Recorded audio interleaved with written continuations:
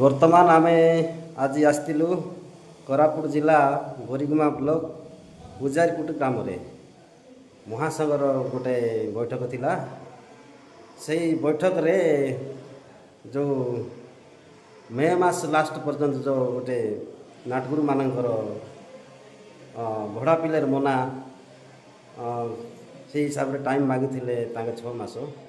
ଆଜି ମେ ମାସ ଲାଷ୍ଟ ହେଉଛି ହେଲେ ତାପରେ ଆଜି ସମସ୍ତଙ୍କର ଡାକରା ହେଇକରି ସମସ୍ତେ କୋରାପୁଟିଆ ନବରଙ୍ଗପୁରିଆ ମାଲକାନଗିରିଆ ରୁଣ୍ଡ ହେଇକରି ଯେଉଁ ଏଠି ଉପସ୍ଥିତ ହେଇ ବୈଠକ ହେଇଥିଲା। ସେଇ ବୈଠକରେ କ'ଣ କ'ଣ ସେ କୋରାପୁଟିଆ ସେ ଯେଉଁ ନିୟମକୁ ମାନିବା ପାଇଁ ରାଜି ହେଲେ ନା ନାହିଁ ସେଟା ଆମର ନାଟଗୁରୁ ଭାଇମାନଙ୍କୁ ମୁଁ ଟିକେ ପଚାରିବି। ଆଜିର ବୈଠକରେ ହେଲେ ପ୍ରଥମରେ ତୁମର ପରିଚୟ ଦିଅ, ତାପରେ ଆଜିର ବୈଠକରେ କୋରାପୁଟିଆ ମାନେ ଯେଉଁ ନିଷ୍ପତ୍ତିକୁ ତାଙ୍କେ ମାନିବା ପାଇଁ ରାଜି ହେଲେ କି ନାହିଁ ସେଟା ଟିକେ ମତାମତ ଦେବେ। ହଁ ଗୁରୁ ନମସ୍କାର।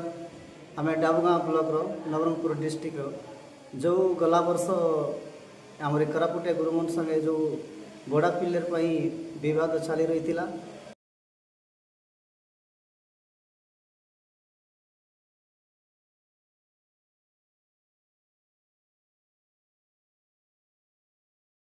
ସମୟ ଦେଇଥିଲେ। ଏବେ ବର୍ତ୍ତମାନ ସେ ସମୟଟା ଶେଷ ହୋଇଗଲା। ମେ ମାସ 30 ତାରିଖ ପର୍ଯ୍ୟନ୍ତ ସେମାନେ ନାଟକ କରିପାରିବେ। ଆଉ ତାପରେ 1 ତାରିଖ ପର୍ଯ୍ୟନ୍ତ ସେମାନେ ଯେଉଁ ନାଟକ ଚାଲିବ ତାଙ୍କର ଭଡ଼ା ପିଲରଟା ସେମାନଙ୍କୁ ଆମର ସଂଘ ଅନୁସାରେ ଫାଇନ କରାଯିବ ବୋଲିକରି ନିୟମ ଆଜି କରାଯାଇଛି। ଆଉ ଆଜି ଯେଉଁ ଅଭିଯୁକ୍ତ କୋରାପୁଟ ଜିଲ୍ଲାର ମହାସଂଘର ସଭାପତି ଶ୍ରୀଯୁକ୍ତ ନରସିଂହ ତ୍ରିପାଠୀଙ୍କ ଅନୁସାରେ ଆଜି ଏହି ଭଡ଼ା ପିଲାର ନାଟକ ଯେଉଁ ନାଟକ ଶିଖାଇଲେ ମଧ୍ୟ 5ଟା ପିଲା ଆଉ ବେଶୀ ଯିବେ ନାହିଁ ବୋଲିକରି ନିଷ୍ପତ୍ତି ନେଇଛନ୍ତି ଅଭିଯୁକ୍ତ କୋରାପୁଟ ସମସ୍ତ ଗୁରୁମାନେ। 5 ଜଣ ହେଲେ ଗୁରୁ ସାଙ୍ଗରେ କେତେ ଜଣ ଯିବେ? ଗୁରୁ ସାଇଡ଼ରାମ ଢୋଲକିଆ 3 ଆଉ ଏକ୍ଟର ପିଲା 2 ଟୋଟାଲି 5 ଜଣ। ହଁ, ସେତିକି ଜଣ ଯାଇକରି ଏକା ଯେଉଁଠି ମିଶା ଗୋଟେ ନାଟରେ ନାଟ କରିପାରିବେ। ଆଉ ସେମାନେ ସବୁ ଜାଗାରେ ବୁଲି ପାରିବେ ନାହିଁ ବୋଲିକରି ନିଜେ କହିଛନ୍ତି ଆଜି। ଆଚ୍ଛା, ହେଲେ ଏଇ ନିୟମକୁ କୋରାପୁଟିଆ ଗୁରୁମାନେ ମାନିବା ପାଇଁ ସବୁ ରାଜି ହେଲେ? ରାଜି ହେଇଗଲେ, ସମସ୍ତେ ରାଜି ହେଇଗଲେ। ଭୁବନ ଗୁରୁ ରାଜି ହେଲେ, ତାପରେ ସରୋଜ ଗୁରୁ କହିଲେ, ମେଣ୍ଢା ଗୁରୁ କହିଲେ, ଆଉ ନିଜେ କର୍ଣ୍ଣ ଗୁରୁ ବି କହିଛନ୍ତି କଥାଟା। ଠିକ୍ ଅଛି।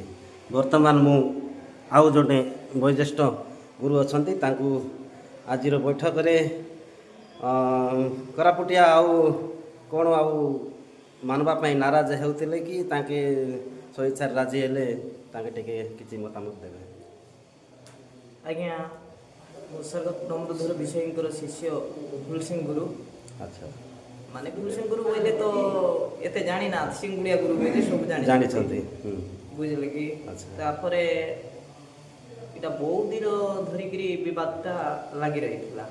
କାହିଁକି ନା ଆଗର ଯେଉଁ କଳା ସରକାର କହୁଛି ଲୁପ୍ତ କଳା ଯାକ କଳା ପ୍ରତିଭା ସବୁ ପୁନରୁଦ୍ଧାର କରାଯାଉ ବୋଲିକରି ସେଇ ବିଷୟ ନେଇକରି ଏଇଠି ଯେଉଁ ଆମର ଗୁରୁ ଭାଇମାନେ ଦୁନିଆର ଭଡ଼ା ପିଲରକୁ ଆଣିକରି ଆମର ସମାଜ ପ୍ରତି ଟିକେ ଗଳିଆ ଆଜିକାଲି ଯେଉଁ ଆମର ପୁରୁଣା ପରମ୍ପରା ସିଏ ଯେଉଁ ନାଟକ ଯାକ ପାଶରେ ଯାଇକିରି ଏବେ ସାମାଜିକ ନାଟକ କରୁଛନ୍ତି।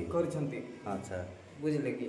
ତାପରେ ଏଇଟା ବୈଜେଷ୍ଠ କୋରାପୁଟ ଡିଷ୍ଟ୍ରିକ୍ଟର ବୈଜେଷ୍ଠ ଗୁରୁ କର୍ଣ୍ଣ ଗୌଡ଼। ଆଚ୍ଛା, ତାଙ୍କେ ହିଁ ଅନୁମତି ମାଗିଥିଲେ ମେ ମାସ 30 ତାରିଖ ପର୍ଯ୍ୟନ୍ତ। ସେଇଟା ମାଲକାନଗିରି, କୋରାପୁଟ, ନବରଙ୍ଗପୁର, ଅବହକ୍ତ କୋରାପୁଟ ଜିଲ୍ଲା ବୋଲ। ଆଚ୍ଛା, ଏତିକି ଜିଲ୍ଲାର ସହମତି କ୍ରମେ ଆଜି ବୈଠକ ଉପସ୍ଥିତ ହେଇଥିଲୁ ସମସ୍ତେ। ଆଚ୍ଛା, ଏଇଠି ଆଜି ଲାଷ୍ଟ ଡେଟ୍ ଥିଲା। ଆଚ୍ଛା, ଆଉ କୋରାପୁଟିଆ ଗୁରୁମାନଙ୍କୁ ଆମର ବୈଜେଷ୍ଠ ଗୁରୁ ନରସିଂହ ତ୍ରିପାଠୀ ଆଉ ଆମର ମହାସଂଘ ସଦସ୍ୟ ଅଛନ୍ତି ଆମର ସହଦେବ ବାଗ, ଆଉ ଏଇ କୋରାପୁଟ ଜିଲ୍ଲାର ଭାସ୍କର ସାମନ୍ତରାୟ ଆଜ୍ଞା, ଏ ସମସ୍ତଙ୍କର ଉପସ୍ଥିତିରେ ସେମାନଙ୍କୁ ଯେଉଁ ଆମର ମହାସଂଘର ବାଇଲା ନିୟମାବଳୀ ଯେଉଁଟା ଲେଖା ହେଇଥିଲା ସେଇ ସବୁ ନିୟମ ମାନବା ପାଇଁ ବୋଲିକିରି ଆମର କୋରାପୁଟିଆ ଗୁରୁ ଭାଇମାନେ ସମସ୍ତେ ରାଜି ହେବେ। ଆରି ସଂଘଠୁ କେହି ବଡ଼ ନୁହଁ, ସମସ୍ତେ ଆମେ ମାନିବା ପାଇଁ ବାଧ୍ୟ ବୋଲିକିରି ତାଙ୍କେ ବାଇଟି ମଧ୍ୟ ଦେଇଛନ୍ତି, ତାପରେ ସହମତ ଠିକ୍ ଅଛି। କରିଛନ୍ତି। ଆଉ ଆଗାମୀ ଦିନରେ ଯେଉଁ ସରକାର କହୁଛନ୍ତି ଯେଉଁ ପରମ୍ପରା ନାଟ ଯାକ ପୌରାଣିକ ସାଂସ୍କୃତିକ ତାପରେ ପୌରାଣିକ ସାଂସ୍କୃତିକ ଆଉ ଏମିତି ଅନେକ ଲୋକାୟତ କଳା ପ୍ରତିଭାକୁ ପୁନରୁଦ୍ଧାର କରାଯିବ ବୋଲିକିରି ମତ ପ୍ରକାଶ କରିଛନ୍ତି। ହଁ। ହେଲେ ଆଉ ଜଣେ ବୟୋଜ୍ୟେଷ୍ଠ ଗୁରୁ ଅଛନ୍ତି, ତାଙ୍କର ପରିଚୟ ନେବା ପ୍ରଥମରେ। ନମସ୍କାର। ନବରଙ୍ଗପୁର ଜିଲ୍ଲା ଡାବୁଗାଁ ବ୍ଲକ ଡାବୁଗାଁ ଡଙ୍ଗରିଗୁଡ଼ା ମୋର ନାଁ ପଦ୍ମନା। ମୁଇଁ ଏ ବିଚେ ସିଂଗୁଡ଼ିଆ ଫୁଲସିଂ ଗୁରୁଙ୍କର ଶିଷ୍ୟ ପଦ୍ମନ ଗୁରୁ। ଆଜିର ମିଟିଂ ମୋର କାଜେ ବହୁତ ଖୁସି ଲାଗିଲା।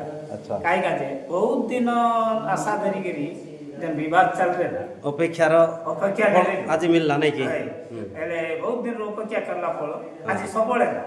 ଏଇଟା କାଜେ ମୋର ବହୁତ ଖୁସି ଲାଗିছে। କାଇ କାଜେ ମୋର ଗୋଟେ ଲୋକ କାଜେ বলতে নয়, আমার নবরঙ্গপুর জেলা, কোরাপুট জেলা, মালকানগিরি জেলা সবু লোক কাজে সবু জেলার কাজে এটা গোটে ভাইচারা এক হেলা বলতে মুই বহুত সত্য। ঠিক কথা। বহুত ধন্যবাদ।